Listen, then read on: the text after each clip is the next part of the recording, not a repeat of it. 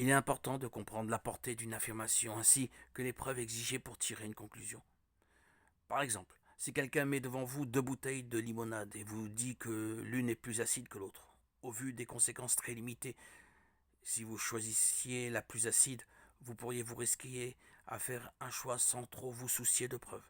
Par contre, si la personne avait ajouté un édulcorant dans un verre et de la mort au rat dans l'autre, vous demanderiez davantage d'indices avant de faire votre choix.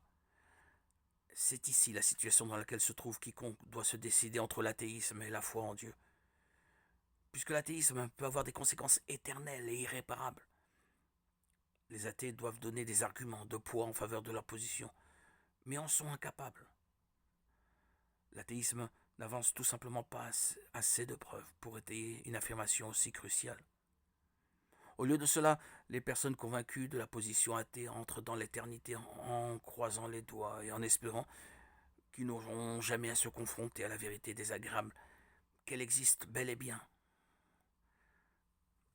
Comme dit Mortimer Adler, l'affirmation ou la négation de l'existence de Dieu a davantage d'implications sur notre vie et nos actes que n'importe quelle autre question fondamentale.